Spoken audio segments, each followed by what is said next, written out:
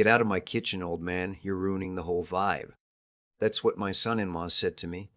In my kitchen, in my house, on Thanksgiving Day, while I was standing at my own stove, stirring the gravy I'd been making every November for 31 years.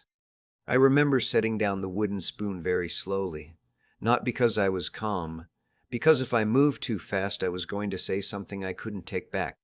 His name was Bryce, my daughter Janet's husband of 4 years, and up until that moment I had told myself, convinced myself, that he was just rough around the edges. That's what Janet always said. Dad, he's just rough around the edges. He grew up differently than we did. I'm 64 years old. I spent 30 years as a high school shop teacher in Columbus, Ohio. I raised Janet on my own after her mother passed when Janet was 11. I fixed my own roof, built the back deck with my own two hands, and paid off this house in full by the time I was 57. It's a 3-bedroom colonial on Derringer Street. Nothing fancy, but it's mine. Every nail, every mortgage payment, every Saturday morning I skipped fishing to fix the gutters instead. It's mine. And on the afternoon of November 23rd, my son-in-law told me to get out of my own kitchen because I was ruining the vibe.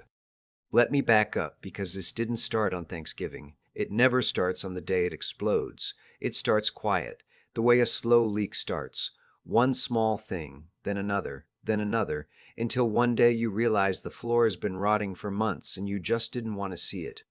Bryce and Janet moved in with me 14 months earlier.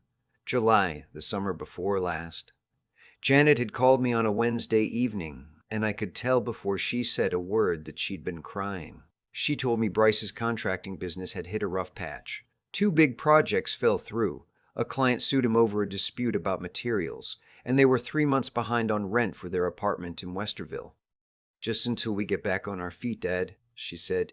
6 months, maybe. We'll pay what we can on utilities. We won't be a burden. I said yes before she finished the sentence. She's my daughter. She was 11 years old when I sat at the foot of her bed and told her that her mother wasn't coming home from the hospital. I would walk through fire for Janet. That's not something I say lightly. That's just the truth of it. So they came, and for the first few weeks it was fine. Better than fine, honestly.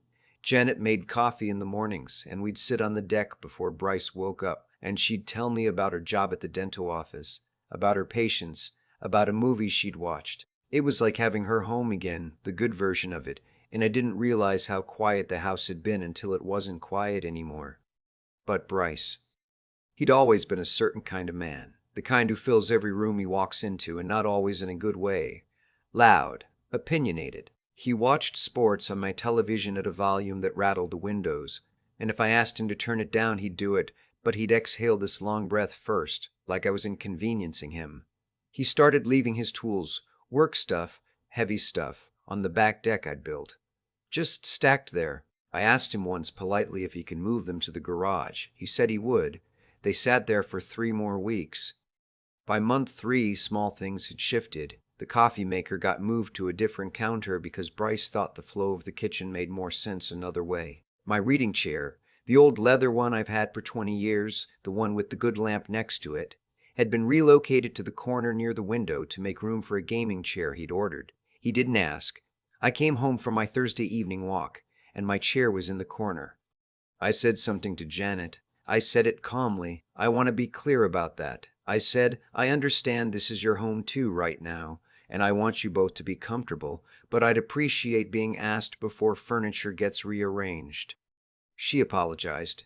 She genuinely did, and I think she talked to him because for a few weeks things were calmer. But the apology was hers. Bryce never said a word about it. By month 5, I'd noticed something else.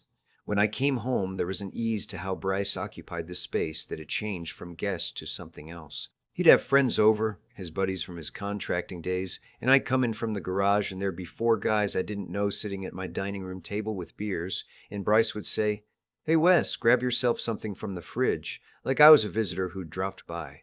He introduced me to his friends as Janet's dad, not the guy whose house this is, just Janet's dad. I want to be honest about something because I know how these things sound when you tell them. They sound like small things, like an old man being overly sensitive about his territory. And I asked myself that question. I really did. I sat with it. I thought, am I being fair? Is this just the friction of people sharing space?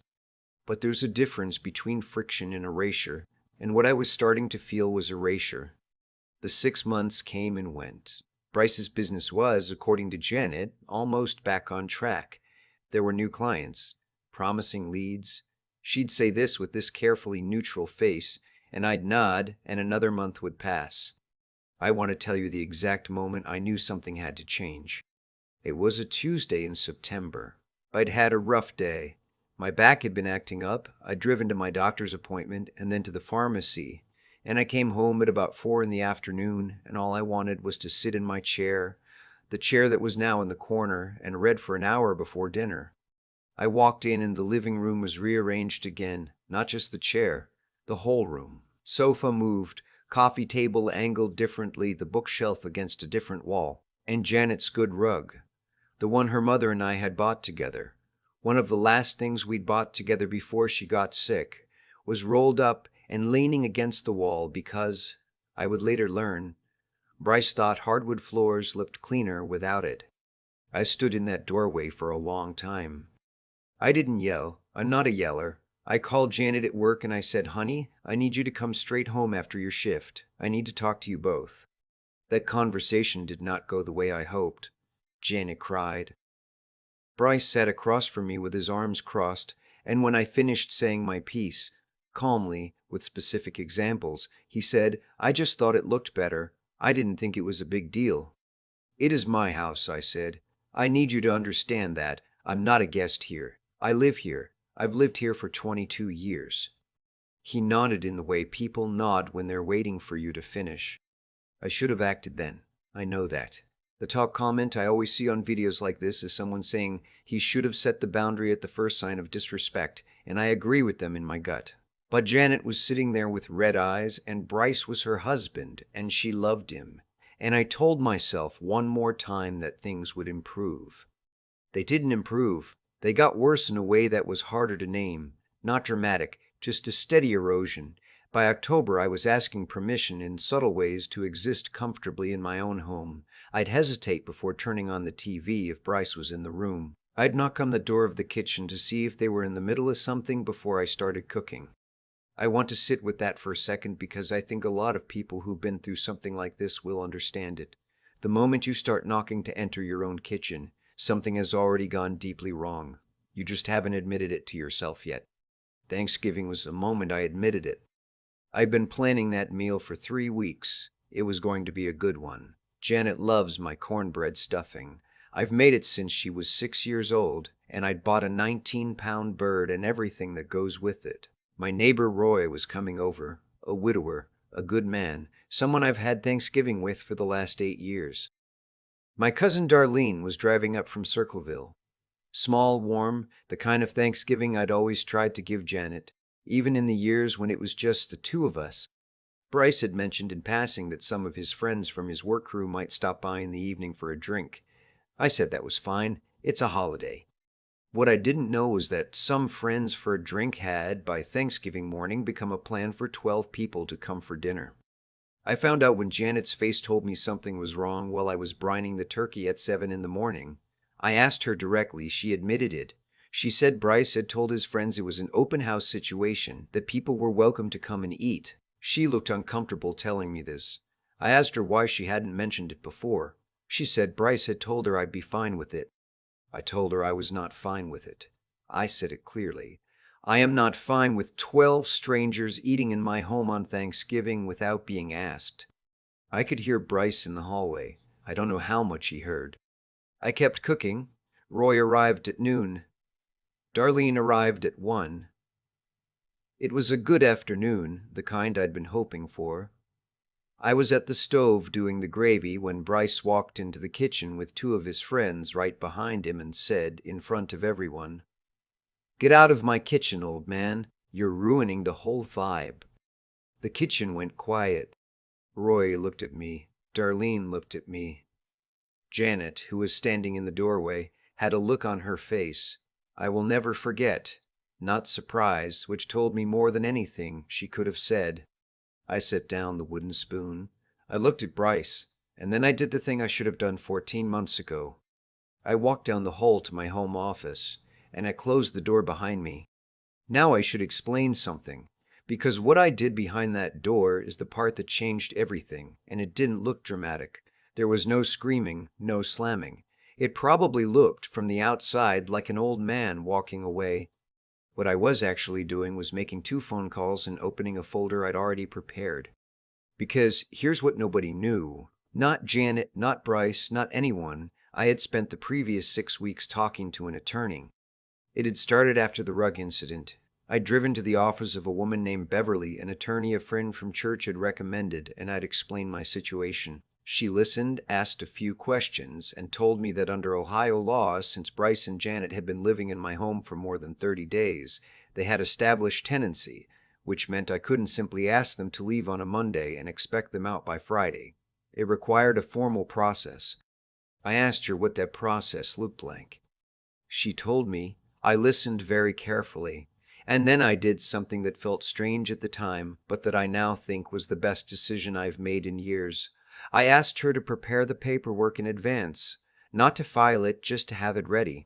I paid her retainer, and I took a copy of everything home in a plain manila folder that I kept in my desk drawer. The folder was for the day things went too far. I hadn't known when that day would come. Now I knew. The first call was to Beverly. I told her today was the day. She said she'd file the formal 30-day notice of eviction, which in Ohio is called a notice to leave the premises, on Monday morning, the first business day after the holiday. She wished me a steady hand, and I thanked her.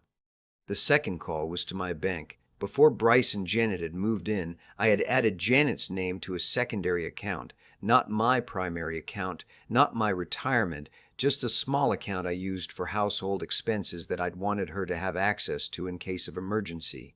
After the September incident, I'd spoken to Beverly about this too. On her advice, I had already removed Janet's name from that account 2 weeks prior. I was calling to confirm that the change was fully processed. It was. I sat in my office for about 8 minutes. I could hear voices in the kitchen, the sounds of Thanksgiving, my holiday, the holiday I had bought and prepared.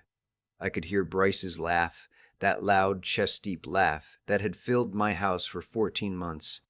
Then I opened the door and walked back out. I went back to my kitchen. I stood at the stove. I picked up the wooden spoon.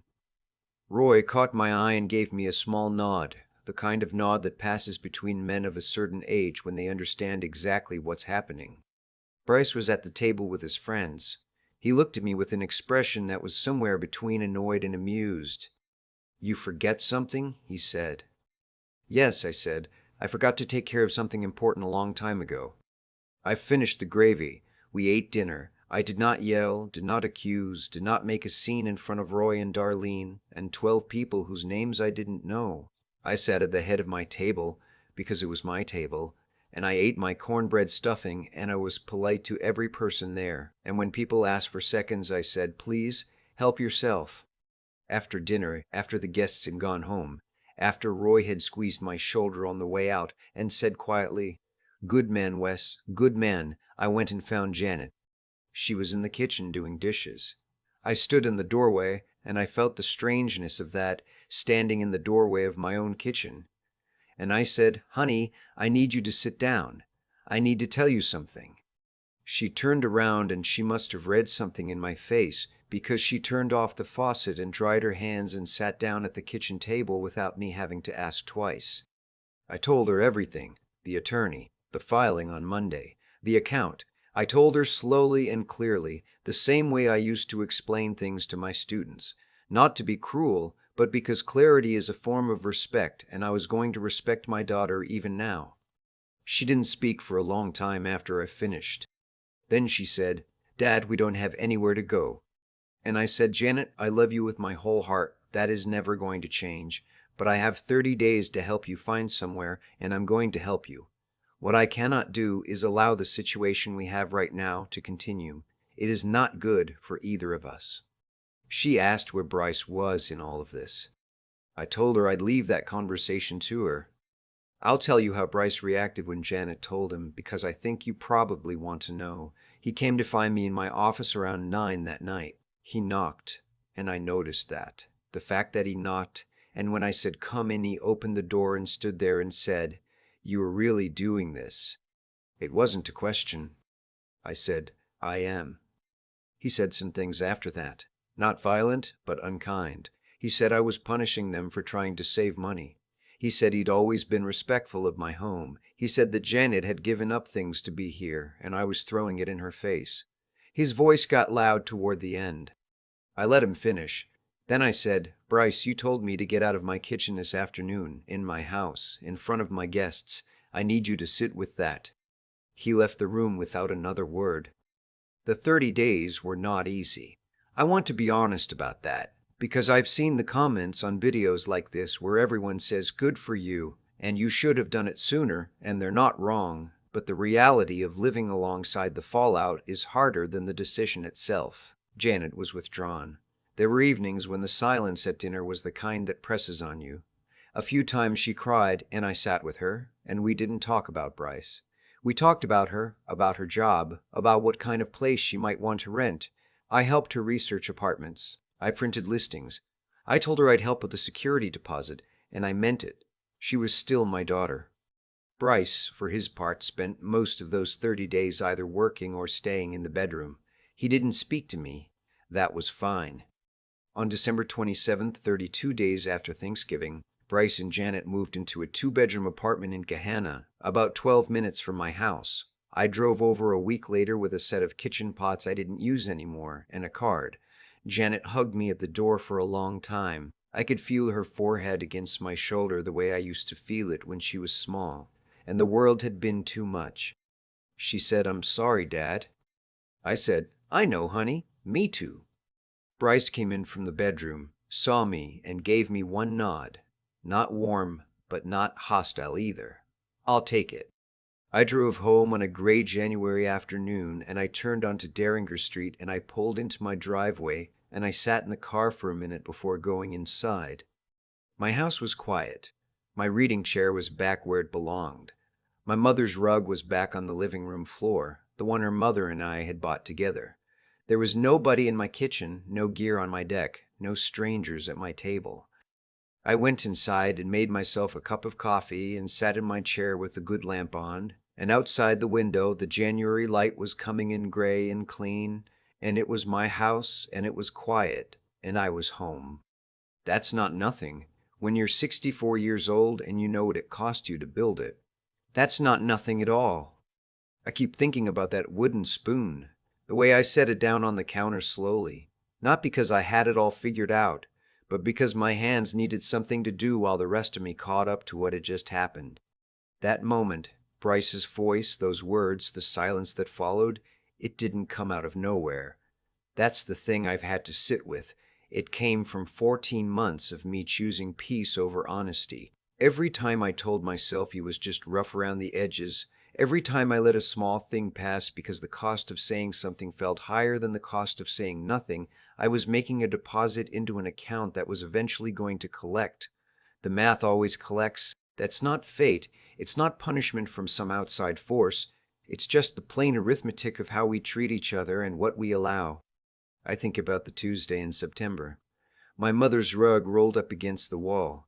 I stood in that doorway and I felt something shift, and I chose to go make a phone call instead of having a hard conversation. And even that phone call to Beverly, those 2 hours in her office, even that was a form of wisdom I hadn't known I had in me. Because I didn't act out of rage. I prepared. I thought it through. I asked myself what I actually wanted and what the right way to get there looked like. That kind of thinking, the slow, deliberate kind, the kind that makes a folder and puts it in a drawer and waits, that didn't come from being cold. It came from finally deciding to take my own life seriously enough to protect it. What I know now at 64 is that doing the right thing is almost never the dramatic thing. It's quiet. It's a wooden spoon set down carefully. It's a phone call made from a closed office door, while the people who've taken advantage of your kindness are laughing in your living room. It's sitting at the head of your own table and eating your own food and not raising your voice once. The courage it takes to do things that way, without spectacle, without cruelty, with a steady hand, that's the harder kind. Anyone can explode. Not everyone can stay measured when they're hurting. And Shannon, I won't pretend that part is easy to write. She's my daughter and I love her, and watching her cry at my kitchen table was one of the hardest things I've done. But love without honesty isn't really love. It's just comfort. And comfort handed out without limits eventually stops protecting anyone. The kindest thing I could have done for Janet years earlier was to be clearer about what I would and wouldn't accept in my own home. I didn't do that. I softened things because I didn't want her to feel caught between her father and her husband. What I understand now is that my softness didn't protect her from that. It just delayed it and made it worse when it came. The hug she gave me at her apartment door 1 month later, that's what stays with me. Not Bryce's nod, not the eviction paperwork, not any of the hard days in between. Her forehead on my shoulder, the way it's been since she was small. That's what all of it was for. A man's home is the most concrete expression of who he is and what he's built. When you let that erode, quietly, incrementally, one moved chair at a time, you're not just losing square footage. You're losing the proof that your life meant something solid. I had to get that back, not out of pride, out of something simpler and more necessary than pride, out of the plain knowledge that I'd earned it, and that some things are worth standing up for, no matter how late you get around to standing. The January light came through my window that afternoon, and it landed on my mother's rug, and I sat in my chair with my coffee, and the house was mine again. That's enough. That's more than enough.